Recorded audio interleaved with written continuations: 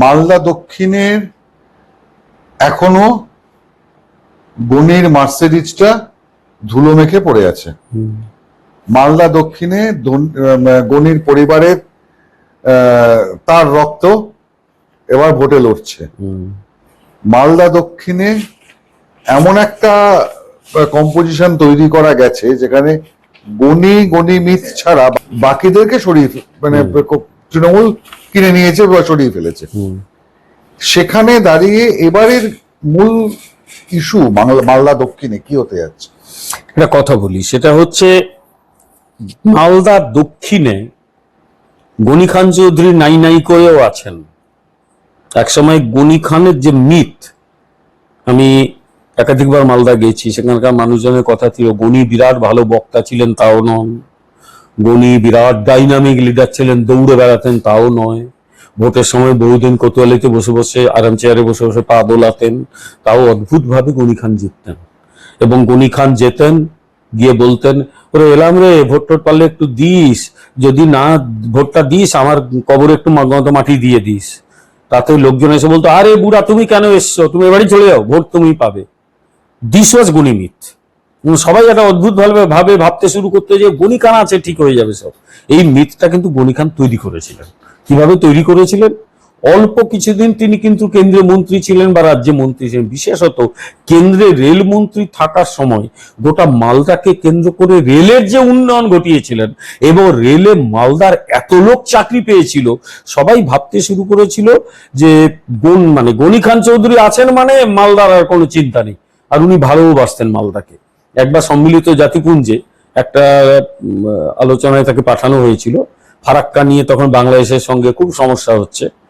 তো গনি খান বলে এসেছিলেন যে এই বাংলাদেশকে একদিন কলকাতায় আসতে হবে, আলোচনা করতে হবে, দিল্লিতে আলোচনা করতে হবে, মালদায় আলোচনা করতে হবে এবং তারপরেই সমস্যা মিটবে, তা এরকম গো ধরে থাকলে হবে না।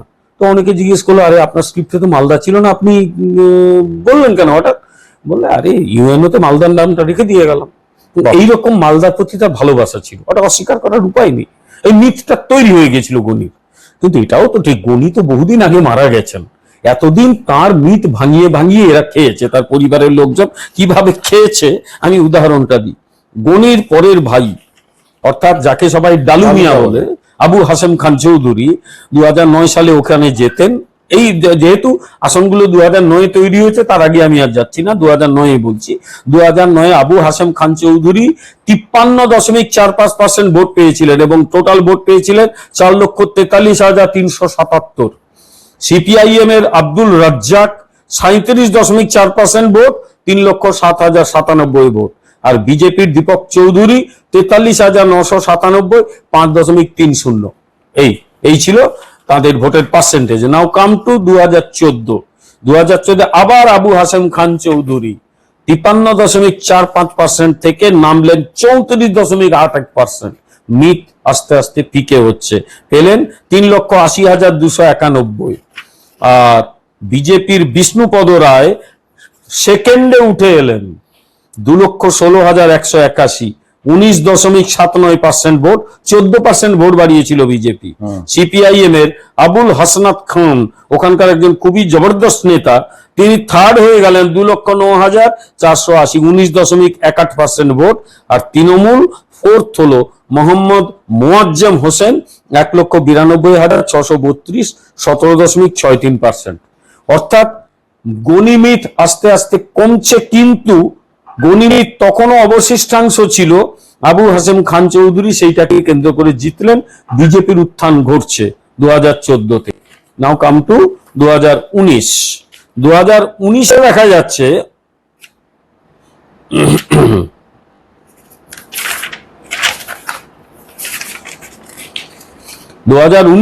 যাচ্ছে আবু হাসেম খান চৌধুরী প্রায় একই রকম ভোট পাচ্ছেন, 34.73। আগের বারে 34.81, একটু কমে 34.73% ভোট, 4,44,270। বিজেপি শ্রীরূপা মিত্র চৌধুরী 4,36,048 ভোট, 34.9%, প্রায় কাছাকাছি ভোট। দেবদাহ লোকসভায় হয় না। শ্রীরূপা মিত্র চৌধুরী লাস্ট ফেজে গিয়ে হেরেছেন, অনেকটা এগিয়ে ছিলেন, তৃণমূলের মোহাম্মদ মোয়াজ্জেম হোসেন 3,51,353, 27% ভোট। এখন এখানে এবারে কি হতে পারে, এখন মালদা দক্ষিণে আবার আমি বলছি, এখানে লক্ষ লক্ষ ভক্তরা পৌঁছান অযোধ্যায়। বহু বছরের প্রতীক্ষার পর আমাদের অযোধ্যার গৌরব ফিরেছে। আগে টেন্ট, ভাঙা ঘাট, নোংরা আবর্জনা, কোনো সুযোগ সুবিধা ছিল না। আর এখন কাশী দেখুন, কেদারনাথ দেখুন, উজ্জয়ন দেখুন, সোমনাথ দেখুন, সবকিছু ভব্য দিব্য। আর মোদিজি বলেন এটা তো শুধুমাত্র ট্রেলার, বিশ্বাসের ধ্বজা এইভাবেই উঠতে থাকুক। এটা হচ্ছে মোদিজির গ্যারান্টি। এই জন্য আমাদের প্রথম ভোট মোদিজিকে। এটা হচ্ছে আমাদেরও গ্যারান্টি। পদ্মফুল চিহ্নে ভোট দিন, বিজেপিকে জয়ী করুন। একমাত্র ইংলিশ বাজার আসনটা শিরূপা মিত্র চৌধুরীর, বাকি সবকটা আসন টিএমসির। মানিকচকে সাবিত্রী মিত্র, মানে খুব বেশি মুভমেন্ট আছে বলে অন্তত জানি না। মথাবাড়িতে সাবিনা ইয়াসমিন, সুজাপুরে মোহাম্মদ আব্দুল গনি তৃণমূল, বৈষ্ণবনগর চন্দনা সরকার টিএমসি, খুব অল্প ব্যবধানে স্বাধীন সরকার বিজেপিকে হারিয়ে দিয়েছিলেন। বাকি দুটো আসন মুর্শিদাবাদের, ফারাক্কা মঈনুল ইসলাম জিতেছিলেন টিএমসির, আর শামশেরগঞ্জ সেটাও মুর্শিদাবাদের, আমিরুল ইসলাম টিএমসির। অর্থাৎ দুটো আসন মুর্শিদাবাদের, বাকি 5টা হচ্ছে মালদার বিধানসভা আসন। এখন যেটা এবারে হতে পারে সেটা হচ্ছে, এবারে দাঁড়িয়েছেন ঈশা খান চৌধুরী। আবু হাসেম খান চৌধুরী আর দাঁড়াননি, তার পুত্র ঈশা খান চৌধুরী, বিজেপি শিরূপা মিত্র চৌধুরী, তৃণমূল কংগ্রেসের শাহনওয়াজ আলী রায়হান, অপেক্ষাকৃত ইয়াং একজন প্রার্থী, তিনি দাঁড়িয়েছেন। এখন মালদা দক্ষিণের যে ডাইনামিক গুলো, সেগুলো কিন্তু উত্তরের চেয়ে যে খুব আলাদা তা নয়, মানে প্রবলেম গুলো একই রকম। সেই নদী ভাঙনের সমস্যা রয়েছে, সেই কাজের সমস্যা রয়েছে, ওখানকার আম চাষিদের সমস্যা রয়েছে, আম চাষিদের জন্য ওখানে যে এখনো পর্যন্ত সেভাবে শিল্প গড়ে তোলা যায়নি, সেই সমস্যাগুলো রয়েছে। স্থানীয় মানুষজন যতটুকু পেরেছে কাজ করে, নইলে ম্যাক্সিমাম বাইরে চলে যায়, সেই পরিযায়ী শ্রমিকের সমস্যা রয়েছে, অনুন্নয়নের সমস্যা রয়েছে, সবই রয়েছে। উপরন্তু আরেকটা সমস্যা, সেটা হচ্ছে আবু হাসেম খান চৌধুরী একেবারেই ডাইনামিক নন, তিনি অলমোস্ট অসুস্থ, প্রায় দীর্ঘদিন গৃহবন্দী। ফলে এইরকম একজন মানুষ, যিনি বাড়ি থেকে খুব কম বেরোন, মানুষের সঙ্গে নিয়মিত যোগাযোগ রাখতে পারেন না, এইটা কিন্তু কংগ্রেসকে অনেকটা পিছিয়ে দিয়েছে।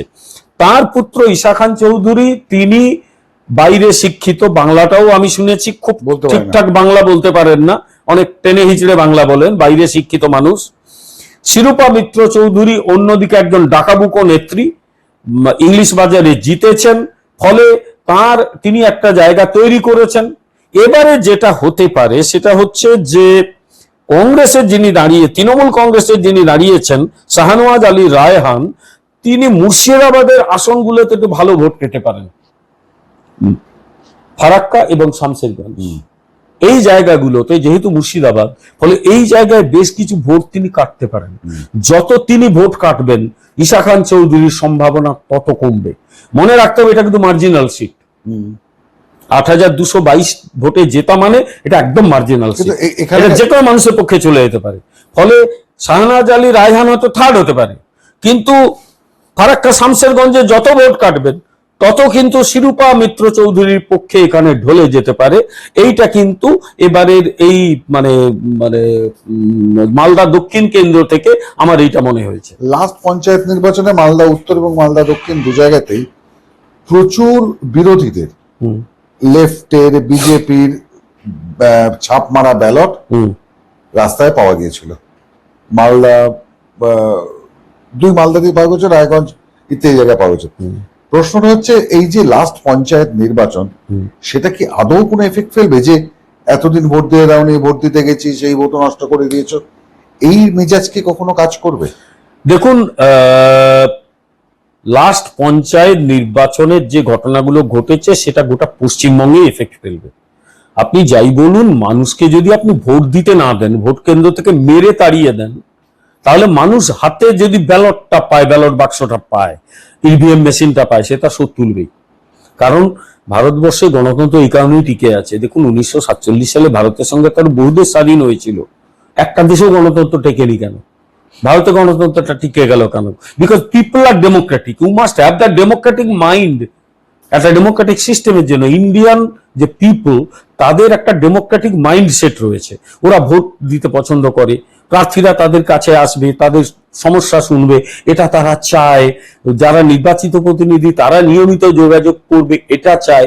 যে এটা করে সে কিন্তু মানুষের কাছে যথেষ্ট জনপ্রিয়তা পায়।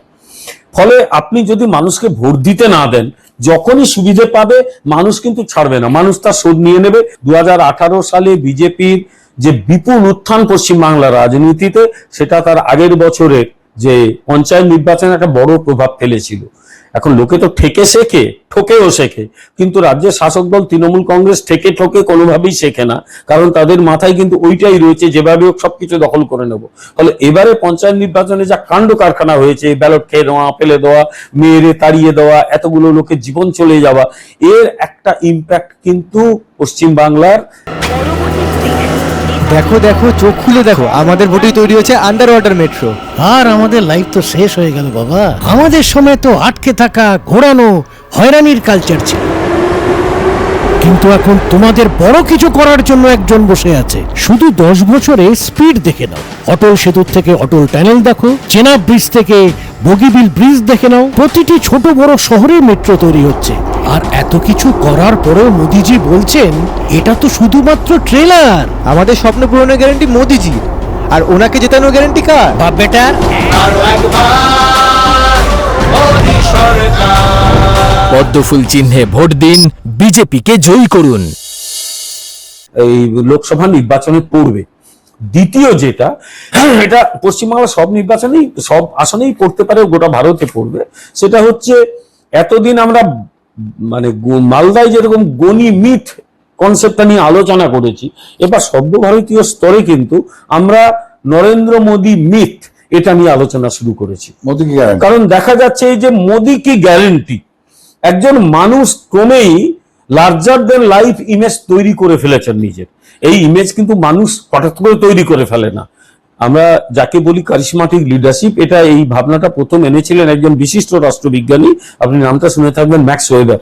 ম্যাক্স ওয়েবারের ভাবনা চিন্তা থেকে প্রথম এসেছিল যে বহু ক্ষেত্রে রাজনীতিতে এমন মানুষ আসে যে মানুষ তার নেতৃত্বটাকে ধরে নেয়, যে হ্যাঁ পারলে এই লোকটাই পারবে।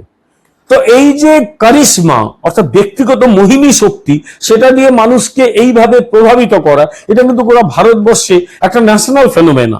দেখুন গতকালই তেহট্টের একটা সভায়, গতকাল মানে 3 তারিখে তেহট্টের সভায় আমি নিজে দেখেছি যে নরেন্দ্র মোদী হেলিকপ্টার থেকে নামলেন, পাশাপাশি কয়েক হাজার লোক, মানে একটা সভা ওখানেই হয়ে যেতে পারত।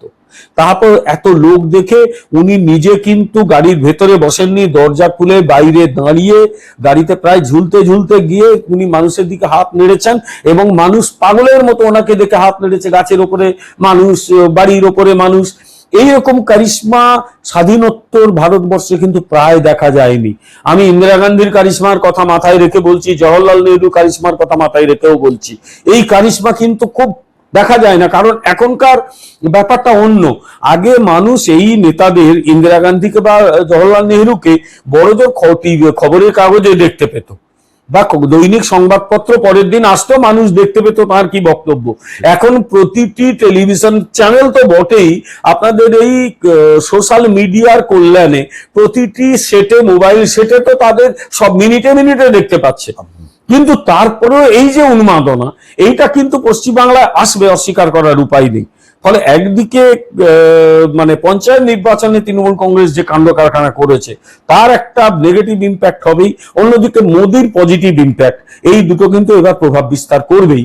ফলে শিরূপা মিত্র চৌধুরী 8222-এর যে ছোট্ট ব্যবধান, সেই ব্যবধানটা কিন্তু কাটিয়ে দিতে পারেন, কারণ শাহনওয়াজ আলী রায়হান তিনি কিন্তু থার্ড হবেন, অস্বীকার করার উপায় নেই। তার থার্ড হওয়া ছাড়া কিছু আছে বলে আমার অন্তত ব্যক্তিগতভাবে মনে হচ্ছে না। কিন্তু শামশেরগঞ্জ বা ফারাক্কাতে যে ভোটটা উনি কাটবেন, তৃণমূল কংগ্রেসের নিজস্ব ভোট ব্যাংক, কারণ তৃণমূল কংগ্রেস বলে 30% আমাদের, সেই ভোটটা তিনি যতটা কাটবেন তত কিন্তু ক্ষতি হয়ে যাবে ঈশা খান চৌধুরী। এইটা কিন্তু এবারের এই নির্বাচনের রিয়ালিটি বলে আমি অন্তত মনে করি।